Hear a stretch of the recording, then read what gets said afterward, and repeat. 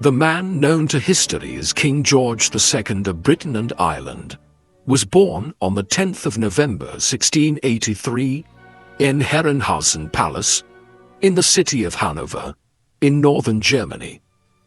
At the time, Hanover was one of the more significant of the many states of varying sizes into which Germany was divided in early modern times. His father was Georg Ludwig, the ruler of Hanover. He would become the Prince Elector of Hanover in 1692, when his official title was elevated within the Holy Roman Empire, the loose political organization which covered Germany at the time. He would also become King George I of Britain and Ireland many years later in 1714. George's mother was Sophia Dorothea of Celle, daughter of the Duke of Brunswick-Lüneburg. George William.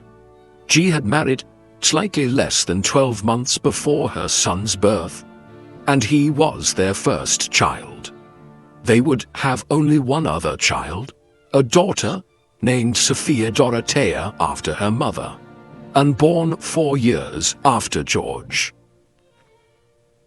George's early life was overshadowed by the difficulties in his parents' marriage.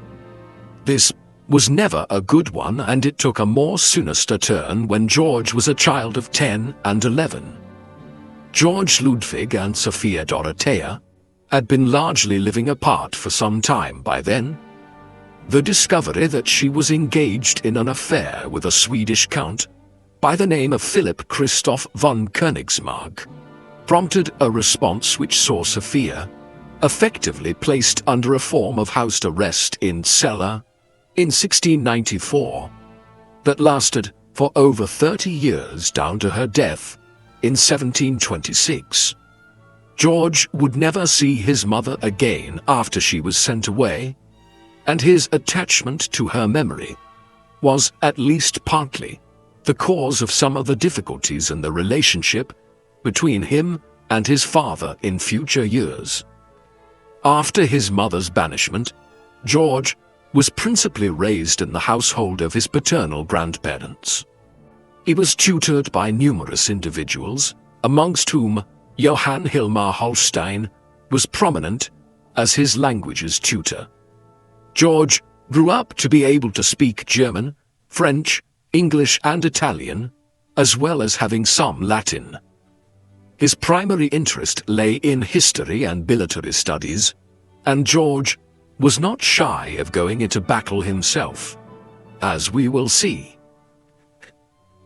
On the 2nd of September 1705, George married Caroline, a daughter of Johann Friedrich, the Margrave of Brandenburg-Ansbach, in eastern Germany.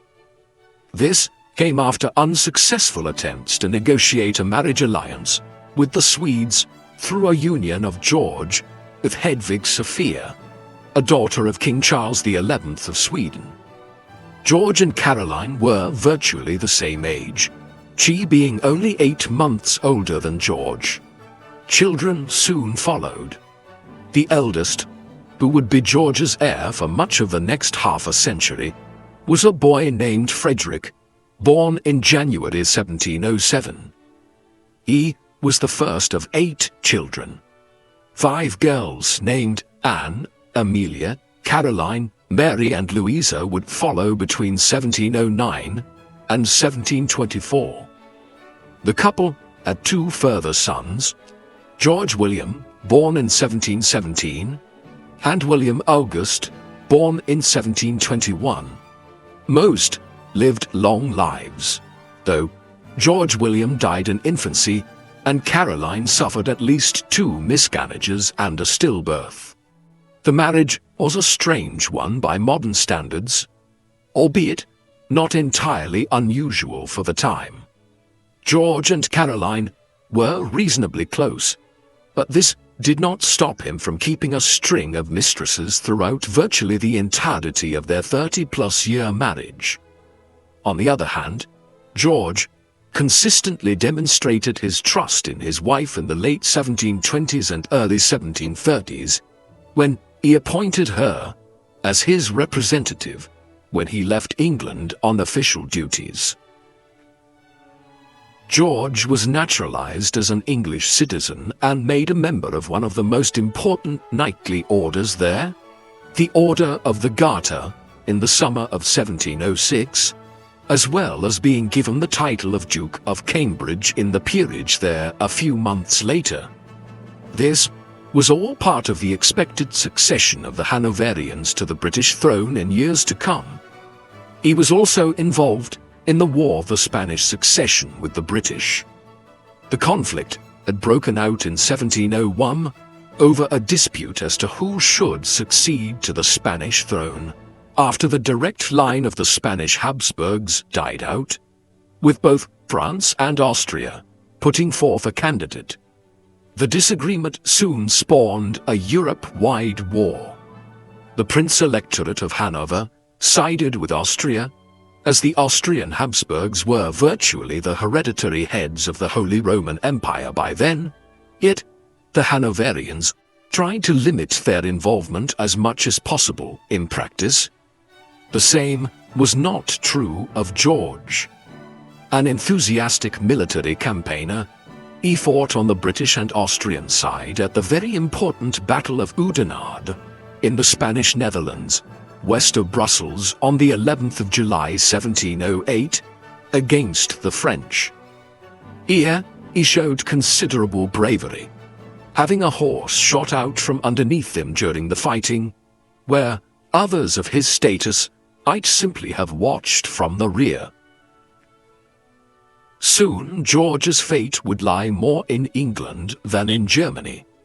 For many years it had been clear that a succession issue was brewing in England.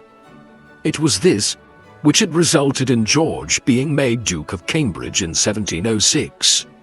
Queen Anne was the last direct member of the House of Stuart who could plausibly sit on the throne in Britain, her half-brother being a Roman Catholic in exile and disbarred from succeeding owing to his religion.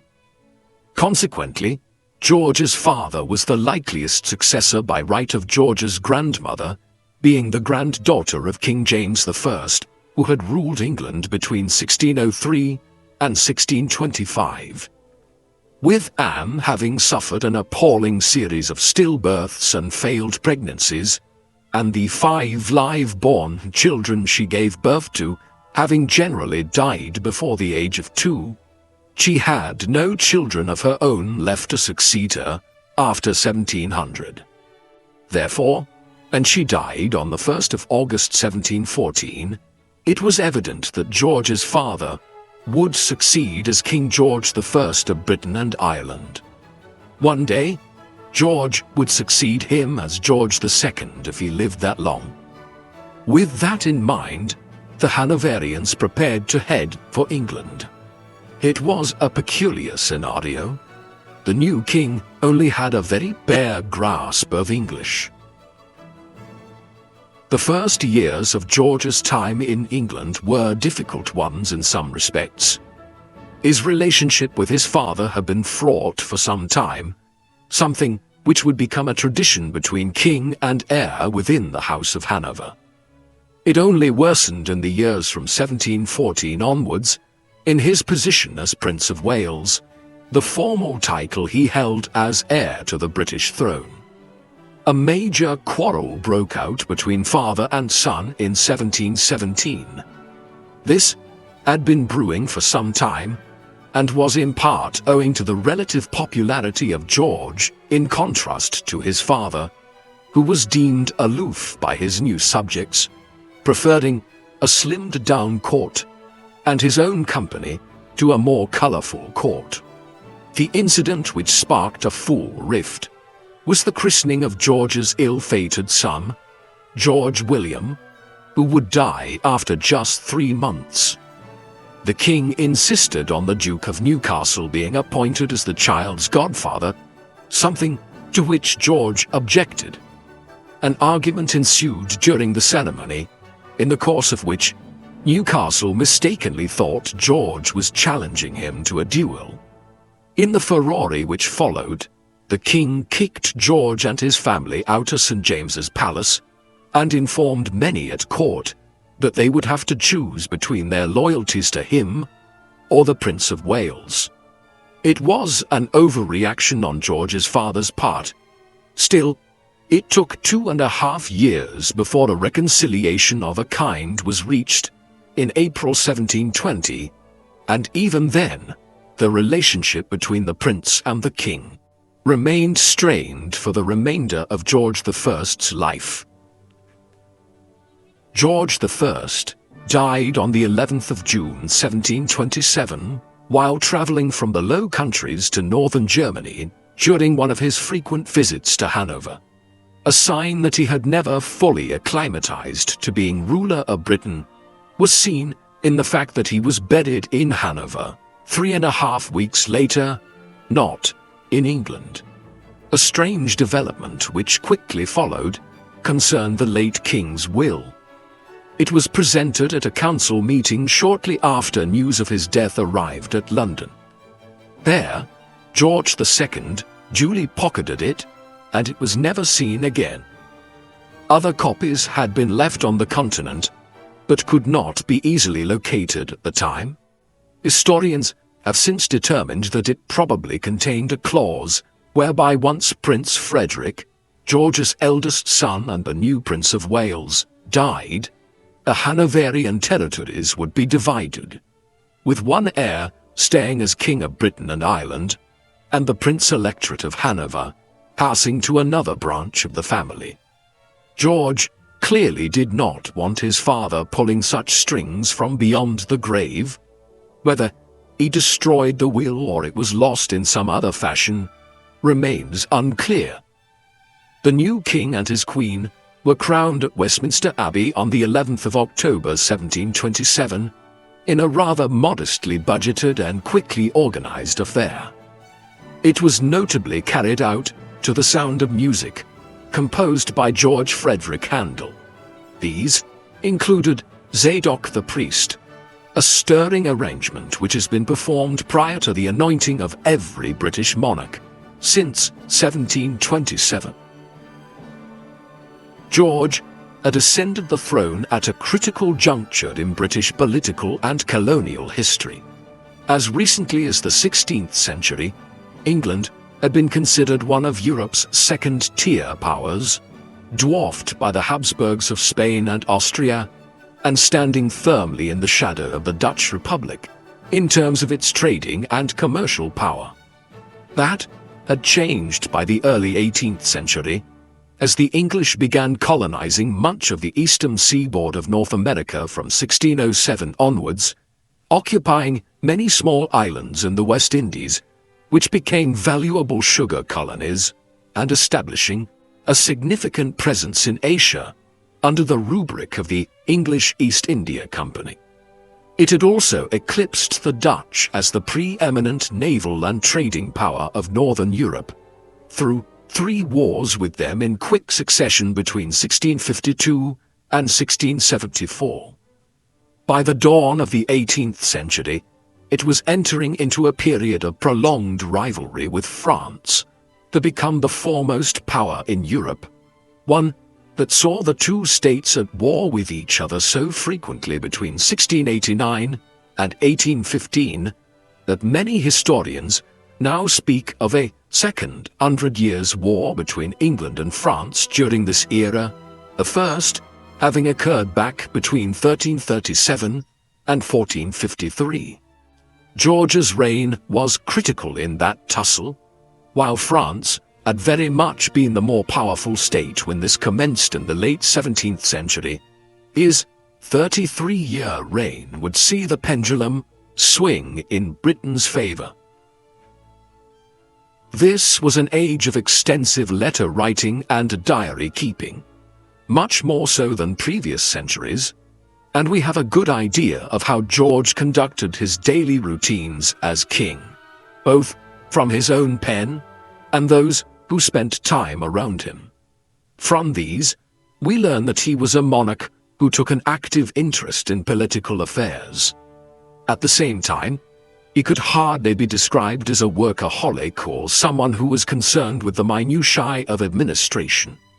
He spent much of his time hunting and engaged in what were considered traditional royal and aristocratic pursuits. The hours of the day that he did meet senior figures within the government, notably Robert Walpole, considered the first Prime Minister of Britain and the longest serving, saw him take a keen interest in foreign affairs. This was hardly out of the ordinary. Britain was at war for over half of the 33 years that George was on the throne. The new king didn't display the same regard for domestic affairs, and he tended to leave these to Walpole and others. As we will see, he has often been smeared as being a figure who was dominated by the senior politicians of the age. Clearly, there were reasons for such an approach. The court formalities of the 18th century, with their endless morning and evening rituals, banquets and court engagements, left little time for sitting at a desk, worrying over the specifics of economic or judicial policy. Luckily, we also have some colorful accounts of George's life as king and his personality. Surely, the most salacious are those of John Harvey, a secretary to the Prime Minister, Robert Walpole.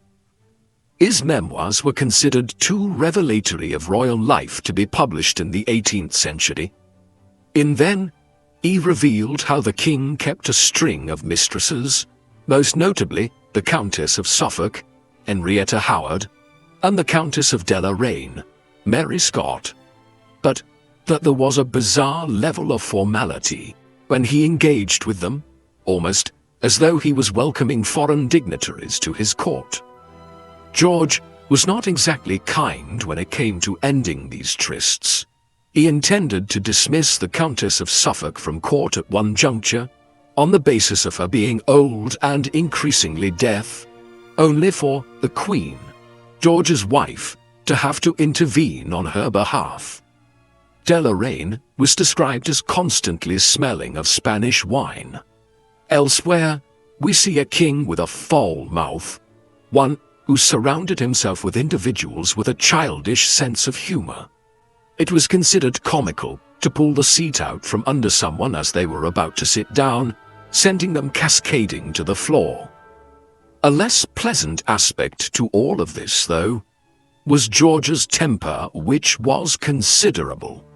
He was regularly seen throwing off his wig and kicking it about the royal apartments, while swearing intensely, or sulking and refusing to engage with people who had committed minor infractions. This was the man who became king in 1727. By the 18th century, the monarchs of Britain were no longer as powerful as most other European monarchs.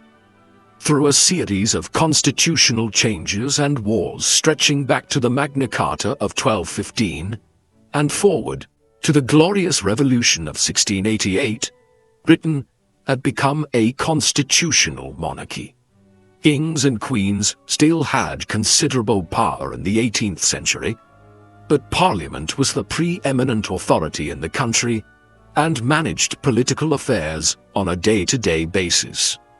Where George did have a role to play was in deciding on senior ministerial positions and trying to balance the often competing interests of the two major political parties, the conservative Tories and the more liberal Whigs.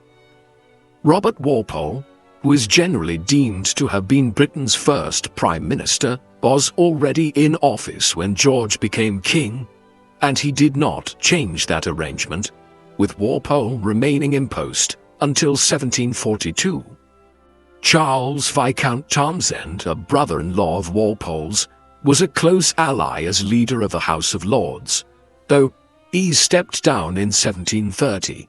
As both men were long-standing leaders of the Whigs, George's reign, at least in the first half of it, has been viewed as being dominated by the more liberal-leaning party.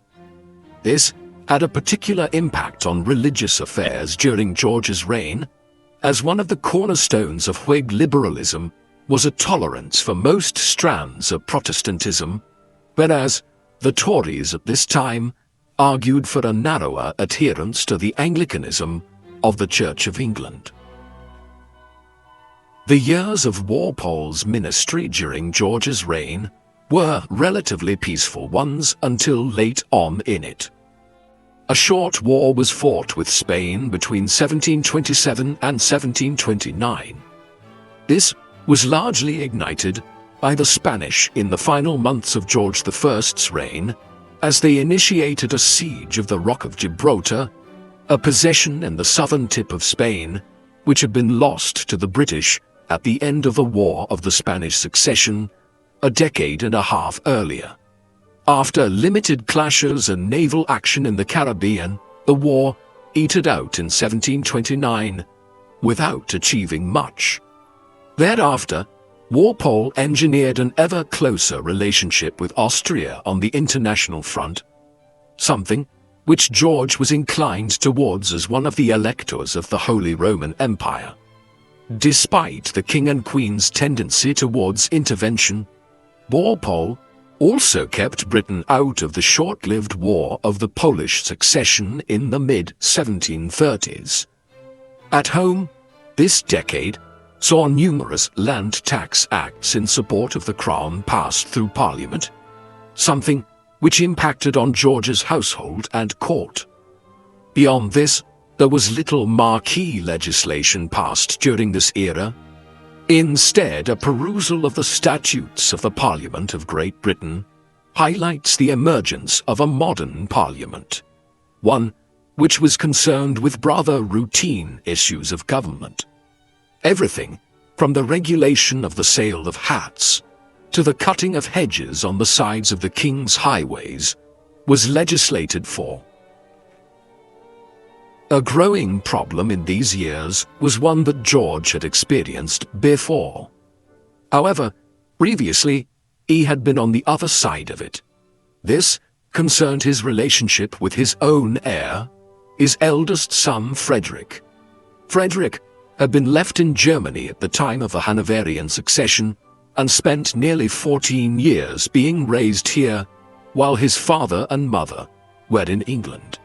When the Prince of Wales arrived to England to take up his position as heir in 1727, he was consequently something of a stranger to George. The relationship between king and heir was difficult following Frederick's arrival in London, and it did not improve the longer they spent in the same country. They boiled over nearly a decade into the reign, after Frederick married Augusta of the House of Saxe-Gotha, and almost immediately appealed to Parliament without consulting his father to increase his allowance, now that he was mired in the business of producing his own heir.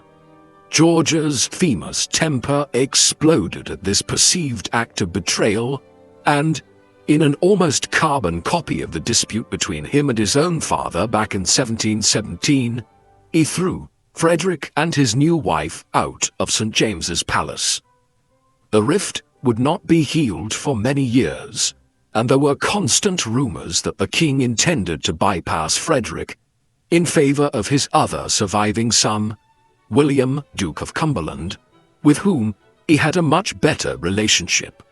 The difficulties of this father-son relationship for George were added to when Queen Caroline died in November 1737, when a hernia ruptured her bowel. Her and George's marriage had been a strange one. His constant infidelity didn't speak of a close attachment, yet he was genuinely distraught at her passing, and somewhat touchingly insisted he would not remarry when she was on her deathbed. Conflicts of another kind were brewing on the continent. In 1739, Britain ended up at war with Spain again. It became known as the War of Jenkins' Ear, as the British government launched it based on an incident back in 1731, when a British seaman, Robert Jenkins, had his ship boarded and his ear cut off by Spanish mariners. In reality, the incident was simply dredged up as a relatively good excuse for going to war with Spain in order to improve Britain's position in the Caribbean. The War of Jenkins' Ear soon morphed into a wider European conflict, one which would run through nearly a decade in the middle of George's reign. This was the War of the Austrian Succession. This war came about owing to the issue of female succession in the lands of the Austrian Habsburgs, which included most of modern-day Austria, Hungary, Czechia, Slovenia, and Croatia, as well as additional lands in Italy and the Austrian Netherlands. Back in 1713, Charles VI, Holy Roman Emperor and Archduke of Austria, had overseen the passage of a pragmatic sanction to ensure that his niece, Maria Josepha, could potentially succeed him if he died childless, as his marriage had not yet resulted in children. This was needed to overturn the Salic law, a very old medieval law which prevented women from succeeding to the throne in several European countries. Just a few years later, Charles's marriage did produce children, but this was a daughter by the name of Maria Theresa. Thus, the pragmatic sanction was still needed when Charles died in 1740 to allow Maria Theresa to succeed. War followed because a number of the European powers, foremost amongst which were Prussia, Bavaria, and Saxony, all saw the possibility of making gains in Germany by objecting to Maria Theresa's succession as Holy Roman Empress. So began the War of the Austrian Succession in December 1740. Britain did not have a clear interest in the war when what was primarily a Central European affair broke out. Instead, its entry into it was predicated on a number of other factors. First and foremost, France quickly entered the war on the side of Prussia, and it was clear that the French intended to use the conflict as an opportunity to seize some of the Austrian Netherlands in what is now Belgium. Given the constant rivalry between the French and British at the time, there was no doubt that the British would quickly ally with Austria to block French ambitions. Secondly, George II did have a personal interest in the German dimension of the conflict as Prince Elector of Hanover. Therefore, Britain was partially dragged into the War of the Austrian Succession on account of George's Hanoverian ties. The war would last for 8 years. Much of the fighting played out in Central Europe and the Low Countries. British contributions were primarily seen in the latter region, and the Rhineland as well as at sea, where the British Royal Navy faced both French and Spanish flotillas in a wide theatre of naval warfare in the Atlantic and the Caribbean. This video is sponsored by Odoo, a platform that offers a suite of apps for all your business needs. Join 12 million other Odoo users worldwide who have discovered how having all your business needs met in one place increases efficiency and makes managing your business a breeze. Odoo saves your employees time and you money. It is fully customizable and is an amazing addition to any business. The CRM app in Odoo helps you organize your sales activities, track leads, close opportunities, and get accurate forecasts. You can visually organize opportunities with different views, such as the list view, calendar view, and with the Kanban view, each opportunity is displayed as a card that you can easily drag across each stage. Every card has its essential information, and you can quickly add activities to ensure no follow-up is missed. Incoming emails and internal exchanges are handled in one place, ensuring easy access to the discussion history at all times. Managing an opportunity can easily be done through Odoo's CRM application, adding won or lost when the status is known to keep your database up to date. Plus, by pulling a monthly expected revenue report, sales managers can see which team members are reaching their goals and who may need additional assistance to close valuable deals. In addition, the sales reporting function presents your key information clearly on a customizable dashboard. Be one of the ever-increasing numbers of people who grow their business with Odoo. Just click the link in the description and boost your sales with Odoo's CRM. The first app is completely free for life with unlimited hosting and support. George took what by the 18th century was a very unusual decision for a British monarch to campaign militarily in person during the war. In the summer of 1743, at nearly 60 years of age, he headed for the continent to take personal command of the British army there, one which was seeking to make a breakthrough in association with the Austrians against the French in the Rhineland. Hence followed the Battle of Dettingen near Mainz on the 27th of June 1743. Here, a joint British and Austrian force of over 30,000 faced a substantially numerically inferior French army of not much more than 20,000 men. The fighting only lasted for a few hours and ended when the French, recognizing that their strategic situation was not ideal, retreated across the River Main. The majority of the casualties that they suffered occurred because one of the bridges that they used to traverse the river collapsed. Dettingen had little strategic bearing on the wider course of the war, yet George earned a lot of respect back home for campaigning in person. It was the last time that a reigning British monarch would campaign militarily in this way. By the time the Battle of Dettingen was fought, the War of the Austrian Succession had descended into something of a stalemate. Facing the combined forces of Austria and Britain, the French could not make a major breakthrough in the Netherlands or the Rhineland, and the conflict in Central Europe had become a to and fro affair. Several more years of conflict followed before both sides reached the realization that their treasuries could not tolerate the financial cost of such pointless warfare. The British and French were already engaging in peace talks by 1746. However, it took until October 1748 before the Treaty of Aix-la-Chapelle was agreed to by all parties. The delay was owing to Austrian unwillingness to meet the Prussian demand that it cede the province of Silesia, around the modern-day junction of Germany, Poland, and Czechia, to Prussia. This was a very valuable province, one with extensive coal and mineral mines, and the Austrians were reluctant to relinquish it. Eventually, the British convinced them that this was the only way to end the war and ensure European-wide recognition of Maria Theresa's position as Archduchess of Austria and Holy Roman Empress.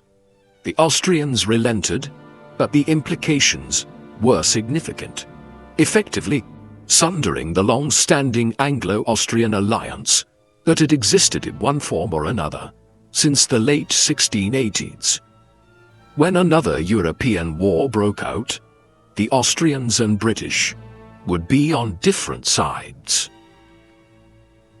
The War of the Austrian Succession might have started as a Central European issue. Nevertheless, it had colonial implications, especially the clash within it between the British and Spanish. A huge part of this was connected to the growing dominance of the slave trade by the British. Curiously, the age of the Enlightenment in Europe, when the abolitionist movement emerged, was also the era when the transatlantic slave trade was at its very worst. Britain was central to it, and ports like Liverpool and Bristol benefited enormously from the trade in human beings between 1700 and 1800. There is no avoiding George's role in this. He was the governor of the South Sea Company between 1727 and 1760, a monopoly that controlled much of Britain's slave trade, as his father had been before him, and as George III would be until the slave trade was abolished by the British Parliament in 1807. During the period he was governor, Tens of thousands of slaves were trafficked across the Atlantic by the South Sea Company. George also expressed views which indicated his support for the slave trade, and he himself owned slaves on plantations in the West Indies that the crown had a stake in. In the midst of the War of the Austrian Succession, the House of Hanover faced the gravest threat to it in Britain from the Jacobite cause that had yet been seen. The Jacobites were the supporters of the line of King James II, Jacobus being the Latin for James. That monarch had been deposed in England back in 1688 on the grounds of being a Roman Catholic. He and his descendants from his second marriage to Mary of Modena had subsequently lived in exile in France. His son had attempted an uprising in Scotland in 1715, shortly after the ascent of the House of Hanover, to little avail. Much more serious was the rising which Charles Edward Stuart, the grandson of King James II, attempted in 1745 in Scotland. He arrived there after ensuring the support of numerous senior Scottish aristocrats, including the Dukes of Perth and Atholl. After commencing the revolt in August, they quickly seized control of Edinburgh and then proceeded southwards. The Jacobite forces reached as far as Derby in England. They soon retreated back to Scotland, but the Jacobite support which Charles had assured his Scottish followers would materialize in northern England never came. The rising was snuffed out when an English force under George's younger son, William, Duke of Cumberland, defeated the Scots at the Battle of Culloden on the 16th of April 1746. Charles Edward Stuart fled back to the continent. He would live for over 40 years after this, only dying in Rome in 1788. He never gave up on his hopes of leading a fresh expedition to Britain, though, in reality, the Jacobite cause never threatened the House of Hanover again after the Jacobite Rising of 1745. The years following the end of the War of the Austrian Succession were dominated by a succession crisis in England. While George had partially reconciled with Frederick in the course of the mid-1740s, this was merely a public formality, and as late as 1748, he was heard to proclaim his disdain for his heir. Nevertheless, Frederick would not succeed him. On the 31st of March 1751, he died suddenly while playing cricket on the lawns of Leicester House in London after being hit by a ball. It used to be believed that the blow had resulted in a lung abscess. Recent studies have conversely conjectured that his death was the product of a pulmonary embolism, a blockage of an artery leading into the lungs. Frederick's untimely passing cast open the issue of the succession, with some speculating that this now made the likelihood of the Duke of Cumberland succeeding George as his younger son a possibility once again. The king, though, was happy to allow Frederick's eldest son from his marriage, Prince George, a 12-year-old at the time of his father's death in 1751, to become his heir, in line with the natural order of succession. George, it should be remembered, ruled territories beyond Britain. He showed virtually zero interest in Ireland and never visited the country. Regardless, or perhaps because of this, he was esteemed there to a greater degree than many other British monarchs. This was because the country had done relatively well economically during his reign, as the port cities and towns benefited from extensive Atlantic trade as a stopping-off point in voyages between Britain and the 13 colonies in North America, while Dublin had emerged as one of Europe's great capitals. A sign of this was seen when a very large equestrian statue of George was raised on the Grand Parade in the city of Cork, following his death at the corporation's own expense. On the continent, George did not have anywhere near the affinity for Hanover that his father had before him. George I had spent large parts of his reign as King of Great Britain and Ireland in Germany, visiting Hanover whenever business in England allowed. George II was a much less frequent visitor to his homeland, though he did occasionally return there, the last such visit being in 1755. Hanover was always a factor in his management of Britain's foreign policy as well, much to the annoyance of many senior politicians at Whitehall in the 1730s, 1740s, and 1750s. The politics of the middle and later stages of George's reign were less consistent than the first decade and a half of it, when Walpole had provided stability. Henry Pelham served as Prime Minister for over a decade, from 1743 to 1754. In spite of this, the administration was much more fragmented, with John Carteret, 2nd Baron Carteret, being the real power in Parliament early on, and others, such as Lord Bath, holding considerable authority in the years thereafter. A perennially rising figure at this time was William Pitt the Elder, who successively acquired positions as Paymaster of the Forces and eventually became leader of the House of Commons towards the end of George's reign.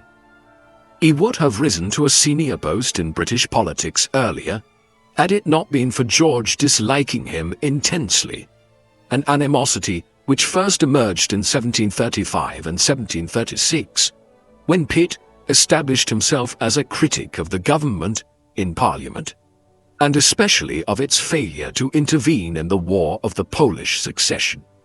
That George could not fully block Pitt's promotion in the 1740s and 1750s is a sign of how effective the constitutional monarchy in Britain was by the mid-18th century in terms of compartmentalizing the respective powers of the Crown and Parliament.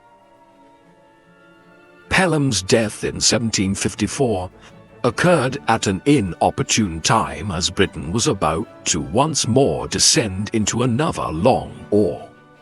The first stirrings of this occurred in North America, where Britain ruled the 13 colonies stretching between New Hampshire and Georgia along the east coast of the modern-day United States. France controlled New France, a territory which included the eastern provinces of modern-day Canada, but also nominally a stretch of land running from the Great Lakes south along the Ohio and Mississippi rivers to Louisiana. The French presence in much of the latter region was very limited, with little more than a few forts and trading stations in places like Ohio. The goal of these was clearly to hem the 13 colonies in and prevent future British expansion in North America inland, from places like New England and Pennsylvania. Conflict broke out in 1754 after repeated clashes along the frontier in Canada, the Great Lakes, and the Ohio River. Both sides would involve their Native American allies in a clash which was memorably captured in James Fenimore Cooper's novel, The Last of the Mohicans. It was, ultimately, a very poor decision by the French to go to war here. The colonial community in Quebec and other parts of eastern Canada was about 60,000 strong at the time. The population of the 13 colonies was at least 1.5 million. These resources would soon come to bear, and by the late 1750s, the British and their Iroquois allies had gained the upper hand, with Quebec falling to the British in 1759 and Montreal in 1760. The French and Indian Wars in North America soon morphed into a much wider conflict in 1756. The 7 Years' War, as it would become known, came about owing to diplomatic ruptures on the continent, with Austria determined to go to war with Prussia in an effort to recover the province of Silesia that it had lost back in 1748 at the end of the War of the Austrian Succession. The difference in this new instance was that Britain was now allied with Prussia and Austria with France. As ever, the fact that George was the Prince Elector of Hanover, as well as King of Great Britain and Ireland, complicated British foreign policy, though, in this case, British entry into the war was made easier by the fact that a limited colonial war with France in North America was already underway. The 7 Years' War that now ensued has been termed the first global conflict, as the fighting touched virtually every continent.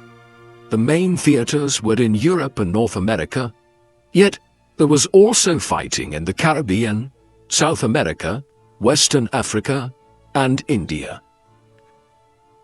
George's role in managing parts of the war effort in London were made difficult by both his own old age and flagging health, and also his continuing resistance to the rise of William Pitt, whose ascendancy was being promoted amongst the Whigs when no statesman of ability emerged to replace Pelham after 1754. A compromise was subsequently worked out, whereby Pitt became leader of the House of Commons, and the Duke of Newcastle, Thomas Pelham, brother of Henry and a protégé of Walpole's years earlier, was made Prime Minister in 1757. Newcastle had already filled the role between 1754 and 1756, though in something of a more interim capacity than he now achieved. He was the last Prime Minister of George's reign and served until 1762. Though things were going well in North America and at sea, the war effort proceeded poorly on the continent at first. On the 26th of July 1757, George's sole surviving son, the Duke of Cumberland, was defeated by a French force invading Hanover at the Battle of Hustenbeck. It ruined his previously successful military career and led to the Convention of Klosterzeven, whereby Hanover agreed to exit the war separately from Britain in order to avoid being occupied by the French. Under pressure from King Frederick II of Prussia and from Pitt in Parliament, George disavowed the agreement in 1758. War was not the only consideration of the 1750s for the king. Two events in the twilight of George's life were completely out of character. George II cannot be said to have been a cultured or cultivated man. He had a juvenile sense of humor and seemed to primarily be interested in cards and hunting. He almost never read and displayed a kind of fascination with the fact that his wife wished to have scholars and artists at the court, as though he couldn't wrap his head around why she would bother. It is somewhat surprising, then, to learn that in the 1750s he presided over the creation of two very significant cultural institutions. For decades there had been plans in England to create an institution which would house archives of documents of historical significance and objects, one that might be called a museum, after the word mousion, the Greek term for the Library of Alexandria in ancient times, named after the muses of Greek religion and mythology. When Sir Hans Sloane, a doctor and scientist from Ulster in the north of Ireland, died in 1753, he had assembled a huge collection to this end, one which he bequeathed to George, with directives to use it to establish a museum. While he might have had little interest in it on a personal level, George should be credited for quickly ordering the passage of an Act of Parliament which created the British Museum. Over a quarter of a millennium later, it remains one of the greatest museums in the world. Part of the basis of the museum was the private papers which Sloane had collected over the decades. These, along with the enormous range of papers collected by the 17th century antiquarian Sir Robert Cotton, and the archives of the first Earl of Oxford, Robert Harley, were the foundational collections of the museum. Today, they are located separately and form the bedrock of the manuscript archives of the British Library. A fourth collection was soon added to the Sloane, Cottonian and Harleian manuscripts, and this again involved George II. In 1757, 4 years after the museum was established, he donated the Old Royal Library to it, a set of some 2,000 rare manuscripts and books collected by various monarchs of England and Britain since the late medieval era.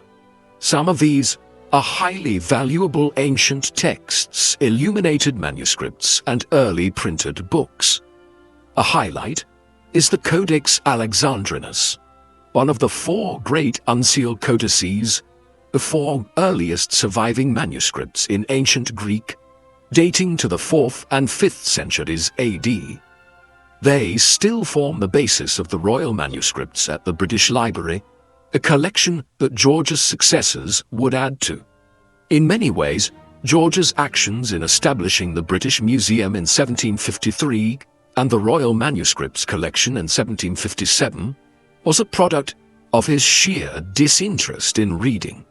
Had he been more interested, he might have kept the royal collection to himself and added Sloane's archive to it. But instead, he gifted them to the nation, and in doing so laid the basis for 2 of Britain's great cultural institutions, the British Museum and the British Library. Another development towards the end of George's reign would have an even greater long-term impact than the foundation of the British Museum. It happened on the other side of the world, in India. English involvement in the subcontinent had begun a century and a half earlier, when the English East India Company was founded in 1600 as one of the main joint stock companies being set up in London at the time to further English colonial activity and trade abroad. With the Anglo-Portuguese alliance of 1662, through which Catherine of Braganza married King Charles II, England received Bombay, modern-day Mumbai, as part of the marriage alliance. The English East India Company continued to expand their activities thereafter, acquiring footholds in Madras and Kolkata in the first half of the 18th century. There were impediments to further expansion though. Firstly, the French were colonial rivals here and had established their own bases around Pondicherry in the 1720s and 1730s. Secondly, the Indian states were much more technologically and organizationally advanced than, for instance, the native states that the Spanish had faced in Central and South America in the 16th century, and conquering them would be much more difficult. Still, they were also very divided, with the Mughal Empire controlling Delhi and much of the north, the Maratha Empire as the largest force in central India, numerous smaller states, such as Hyderabad and the Kingdom of Mysore, dominating the southern half of the Deccan Plateau in the south of the subcontinent, and a large patchwork of kingdoms ruled by Nawabs in the east, of which Bengal was the most substantial. If the English East India Company handled things well, what it could do was play these competing powers off against each other and slowly increase its own power. Into this mix in the mid-1740s arrived Robert Clive, a young man from Shropshire who had come to India to take up a position as a clerk with the East India Company. He gradually worked his way up to a military station and then a senior command position. Ironically, it was the wars back in Europe which accelerated English expansion in India over the next several years, as French efforts to undermine the East India Company's position forced the company to employ ever greater resources. There were clashes here between the British and French and their respective native allies in the 1740s and early 1750s, but it was really with the full outbreak of the 7 Years' War in 1756 that the fighting intensified. This culminated in the Battle of Plassey on the 23rd of June 1757, about 150 kilometers north of Kolkata. The battle was far from conclusive in terms of losses. However, it established the strategic and technological superiority of the English over the Indians, as Clive, with approximately 750 men and 2,000 native allies, managed to force a Bengali army of some 50,000 men to retreat after an intense cannon barrage. In the aftermath, Clive consolidated the company's hold over the Bengal region, vastly expanding English influence in India in the process. When news of the victory at Plassey arrived to England, which would have taken a considerable amount of time in an age when sea travel around southern Africa was still the swiftest means of delivering such news, it would have been greeted with great enthusiasm amongst the shareholders of the English East India Company in London. We don't know much of what George II thought about it, something which might have been revealed had more of the king's private papers survived. Most of them were destroyed after his lifetime, owing to poor rules concerning the preservation of state papers at the time. What we do know is that Plassey was just the beginning of a period of rapid English expansion in India. In the years that followed, the company moved further inland to consolidate its control of the region between Kolkata and Allahabad, while effectively removing the French from the scene and replacing them as the preeminent power along the Coromandel coast in the southeast of the subcontinent. Wars followed intermittently with the Marathas, the foremost power opposing company expansion. These would culminate in the capture of Delhi in 1803, although, by then, much of the rest of India was already under English control. The British Raj would only come into existence in 1858 after company rule had resulted in a vast mutiny across India the previous year, and the government had to take more direct control over the administration of the region. But the roots of British rule here were sown in the final years of the reign of George II. The final years of George's reign were inevitably taken up with the war with France. After an initial series of reverses and stalemates, things improved from 1758 onwards. Successful naval raids were launched on the French coast.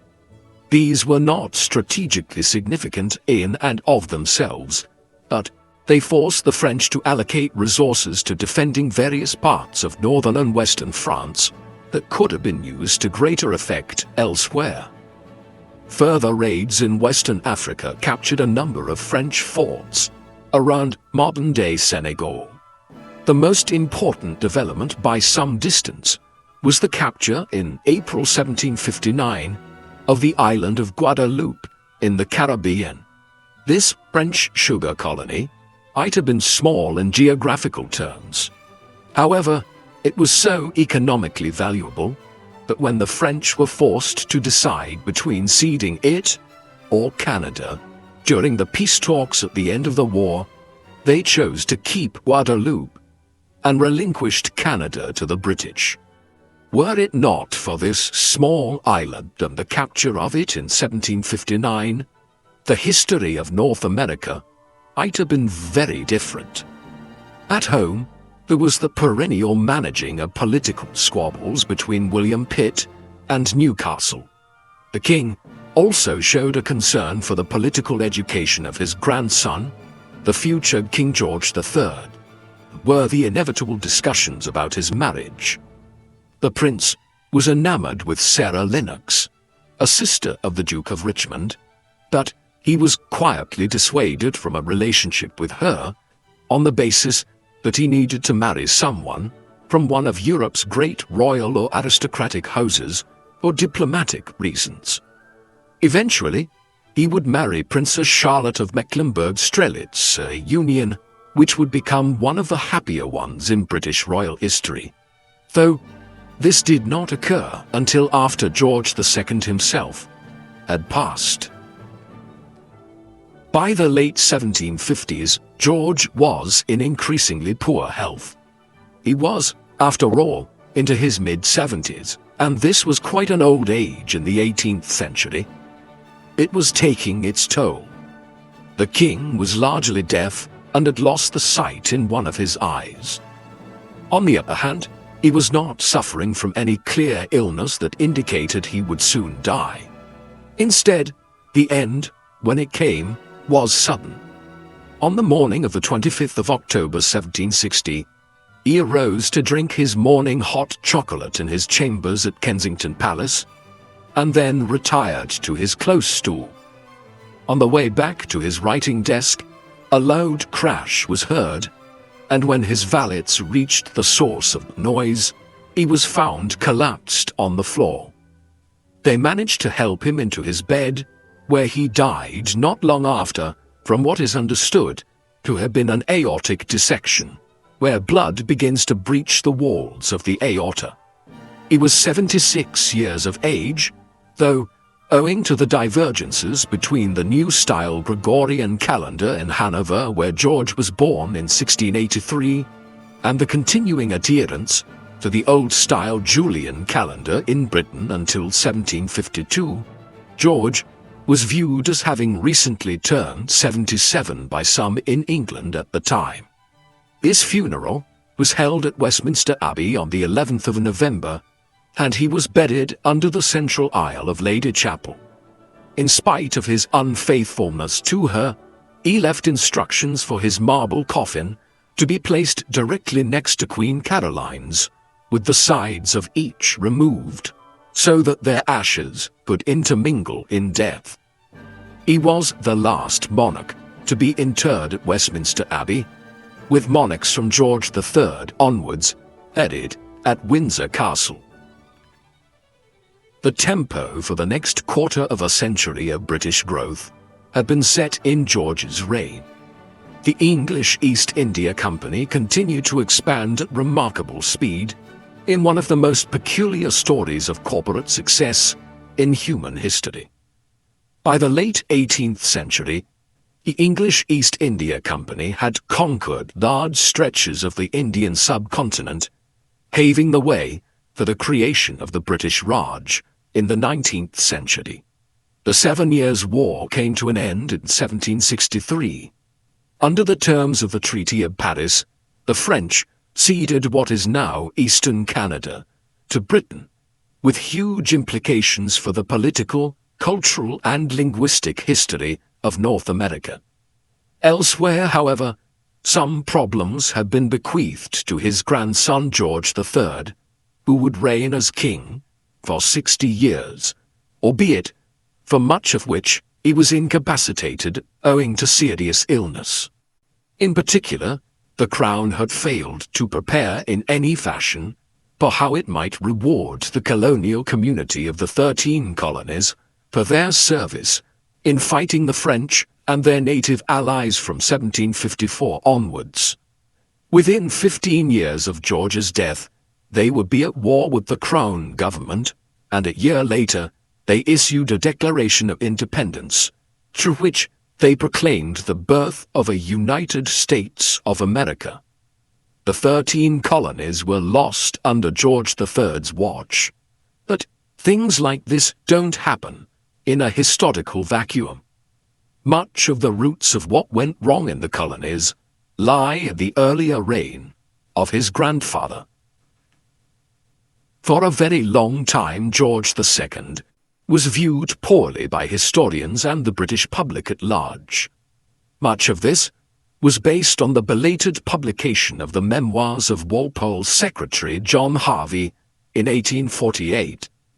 These painted the monarch in a less than flattering light, the very reason why they did not appear in print for nearly 90 years after George's passing.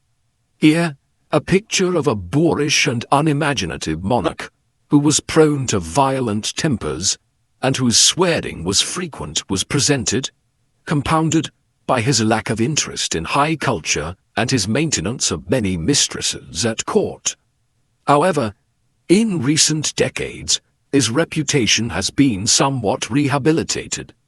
Emphasis has been placed on his balancing of political factions during his extended reign, and the manner in which the conflicts of the period left Britain in a much better position, within the Second Hundred Years' War being fought with France, although it would be a few years after George's death that the Treaty of Paris of 1763 confirmed this. His reign was also a formative one in the history of the British Raj, with the 1750s setting off a chain of events which have left an indelible mark on a subcontinent that is home to 1 out of every 6 human beings today. George was a flawed monarch, and an even more flawed person, but he was not one of England or Britain's worst. What do you think of King George II? Was he one of England's more underappreciated monarchs, whose personal failings have overshadowed a period of sound kingship as Britain began to emerge as a global power?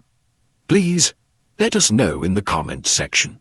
And in the meantime, thank you very much for watching.